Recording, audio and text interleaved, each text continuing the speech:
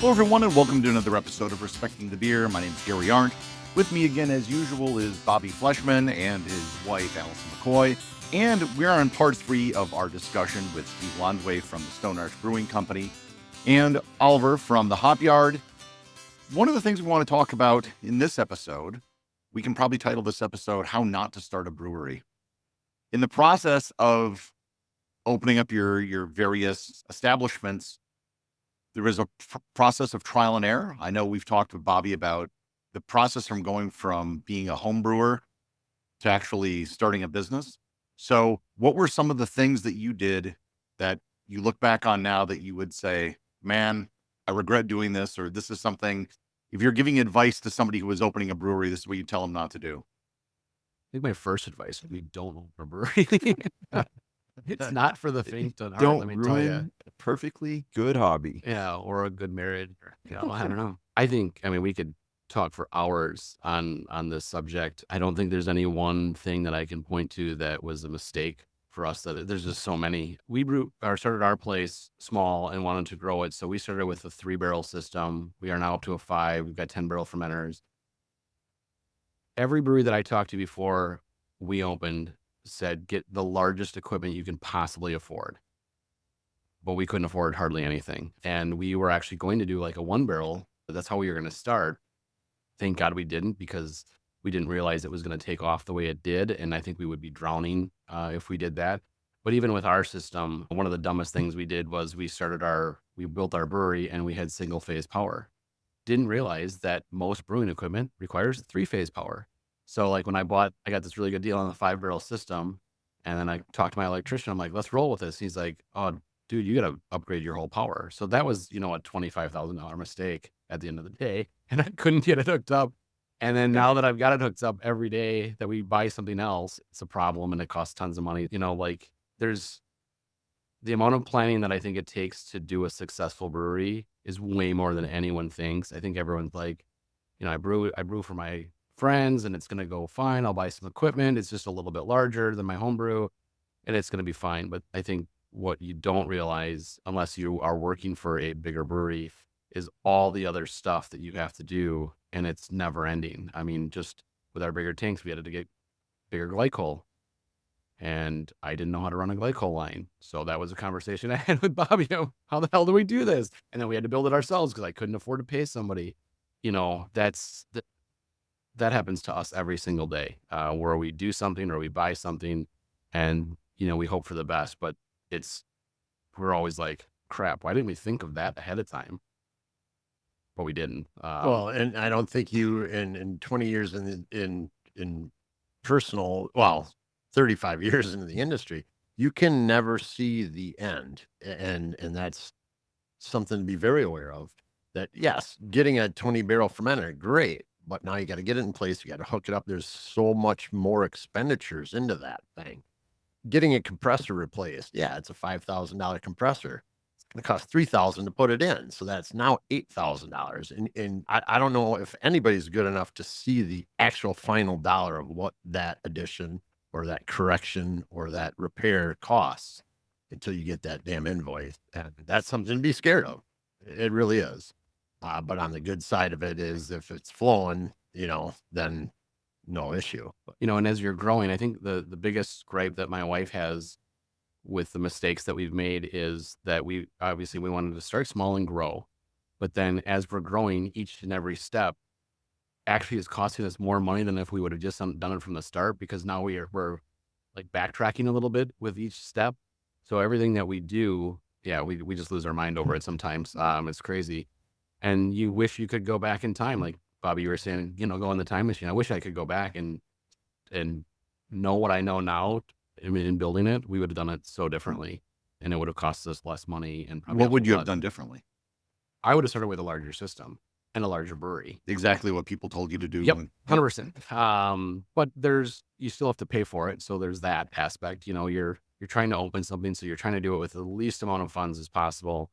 But we have a 4,000 square foot building, and I'm like, that's plenty big enough for a tap room and brewery.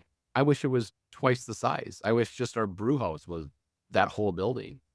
Our patio, which people love, it's not nearly big enough. Seating, chairs. And they're and full. consumables. Yeah. Yeah. We bought a lot of stuff that we thought was going to work, and then we didn't realize how hard consumers are going to be on said chairs, tables, whatever. And they're expensive, and things break all the time in our brewery, just because people are sitting on chairs that often that just You almost little have things to bookkeep, and you have to budget accordingly, right? You have to. You Yeah, have to or say build whether everything I had a out of great month, concrete. nothing broke. Well, still, I got to throw $3,000 in this account. You have It to. has to be. Yeah. Then what happens is my wife will build that account, and then I'll steal that money to go buy some Oh, new equipment. 100%. Bobby does that all the time to the point that he's not allowed to see the bank account. Vaguely similar to my situation with my One thing I want to talk about going off experience of 20 years, and not only all those things mentioned, but how the industry changes, how the world changes. There's more restaurants that are opening, more competition. There's, less customers. There's pandemics. There's all those other things that you cannot foresee. And, again, projections are projections. You can never nail them.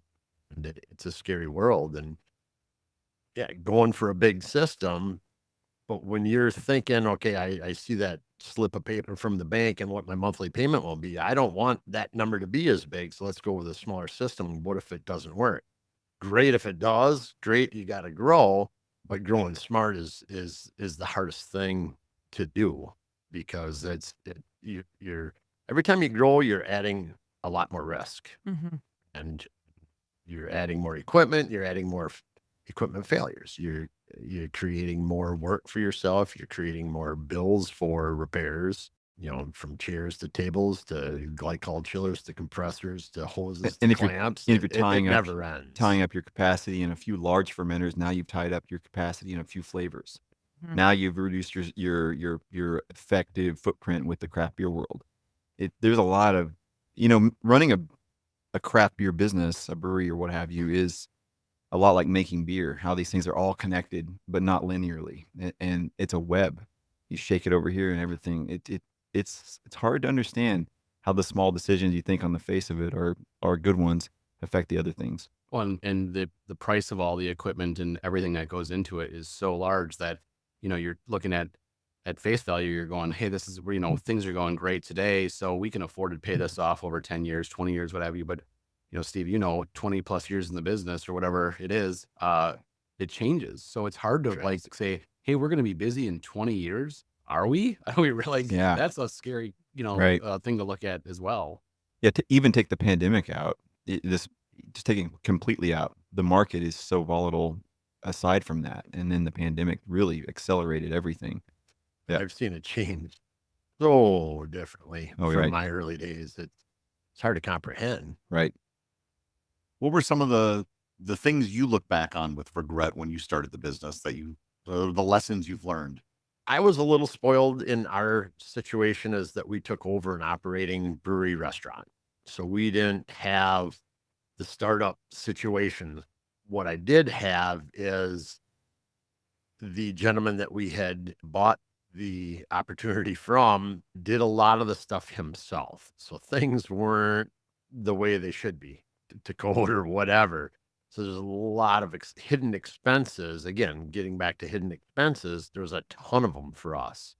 I wish we would have two things. Number one, I should have taken refrigeration classes.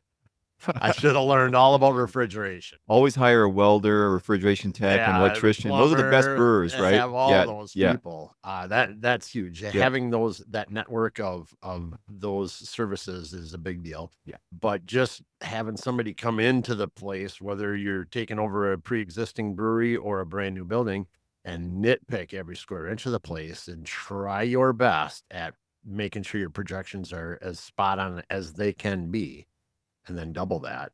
My biggest regret, you know what? I don't regret much. I do. My biggest regret is that I'm a do-it-yourself kind of guy, where I am the worst trainer.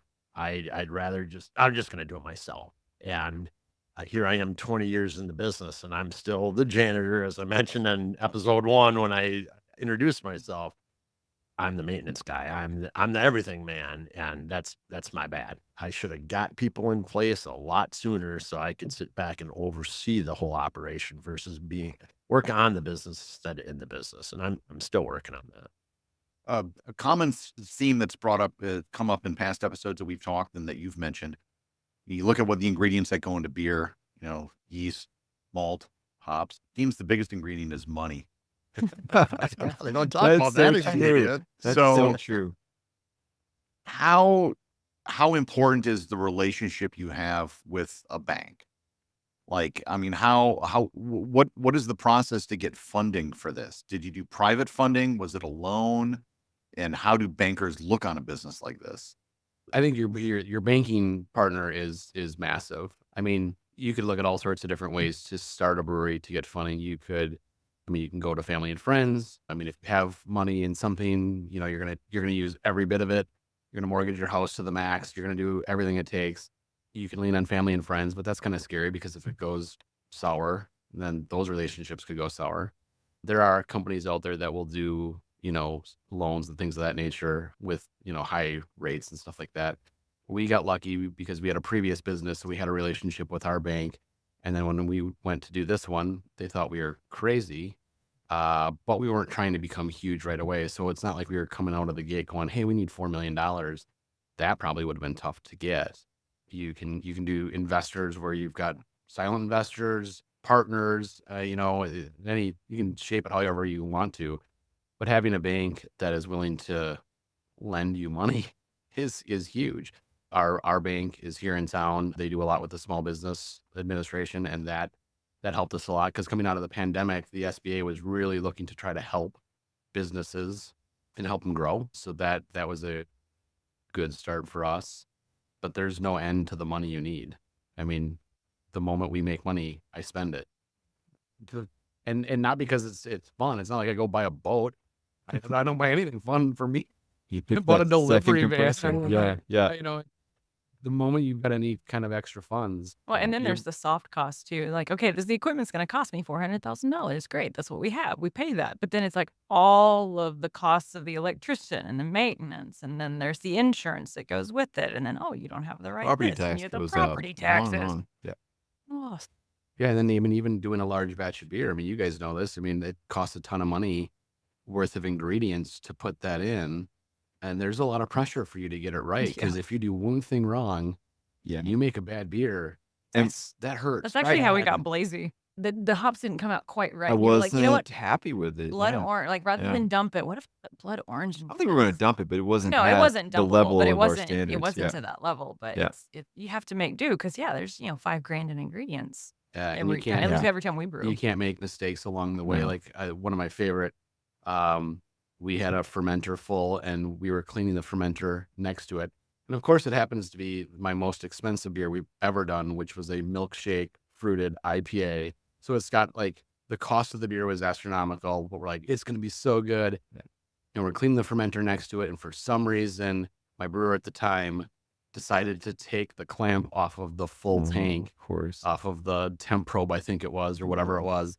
And I mean, I hear this thing blowing up in the back and I come running around the corner and he's got his hand against the outlet and it's shooting 10 feet into the air everywhere. And he looks at me with this panicked face and he goes, I don't know what to do. And I just stared at him like, I don't know what to do either. Like, do we just let it go? We saved You it. don't have time to Google it either. Oh my No. God.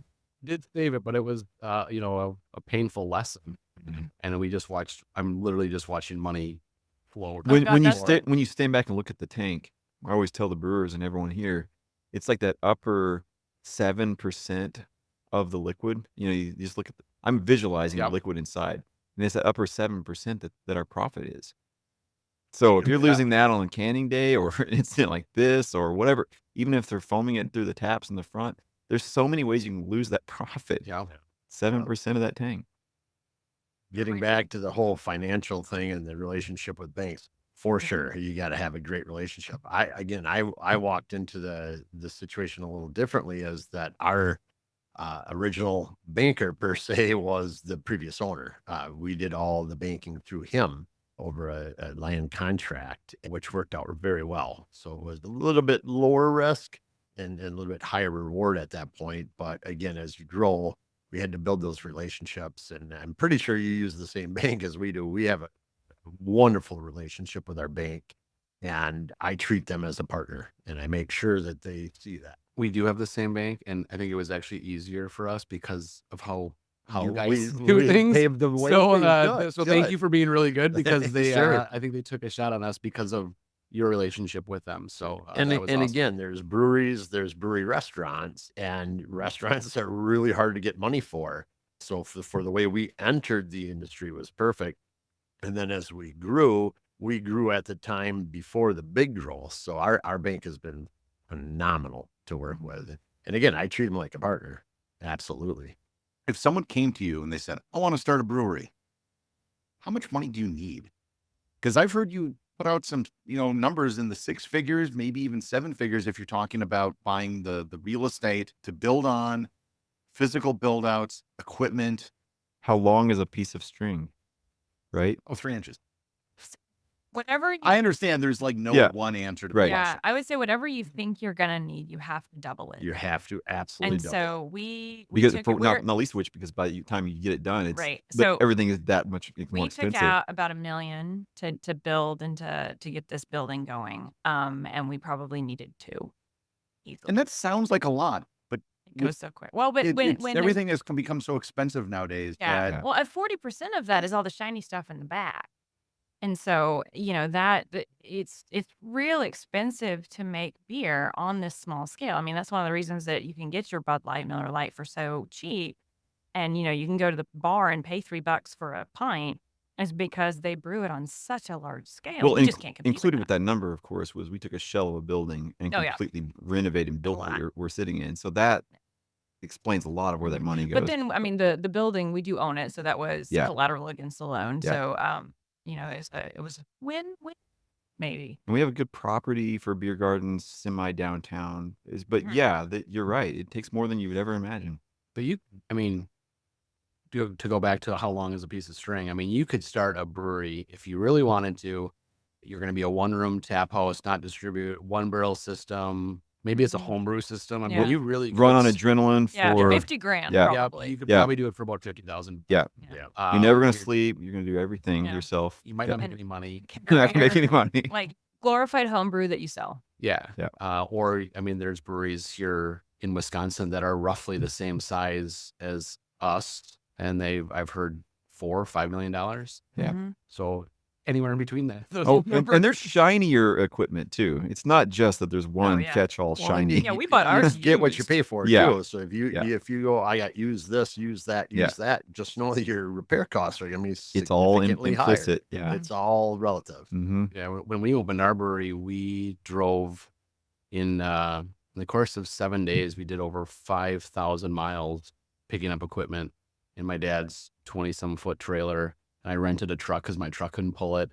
And we just drove all over picking up used stuff that we bought, whether it be kegs, equipment, everything. I knew you before I knew you. I knew you by reputation. Oh, really? There's this guy. This It's the guy around the pandemic, and he's country? driving around buying all this equipment all over the country. Has heard stories about this. I love this Yeah. so much. It was pretty wild. And then obviously we did a similar thing. We stripped our building down to a shell and built the whole thing ourselves. And I had a lot of help from family and friends, which I paid them in beer. hmm If I had to pay a construction company, Yeah. it would have tripled my cost. So there's Yeah, Yeah, we they're- met with a construction firm about ours, and they're like, we can do this called turnkey, where you just sign this check, and then you show up in a couple months, and we'll give you this key, and it'll open. And it sounded so wonderful. But then That we sounds looked at the number on That's the what we thing. had. Yeah. That's what we Like, had. I don't know. All of a sudden, one day, October 15th, 2004, here's the keys. Yeah. I stood behind the bar. We used their old staff. And I'm like, what the hell am I supposed to be doing? Have a beer is what I you're just supposed to do. like this is overwhelming. Yeah. And obviously it's still overwhelming. Don't Yeah, get yeah. me wrong, but it total different path. And it's cool to hear So these funny. stories. let's end this episode on a high note. Talked about how expensive it is, how difficult it is, all the mistakes you made. Why do you keep doing it? Have you tasted It's this the best damn industry there is. And hands down. Number one, number two, I'm highly unemployable.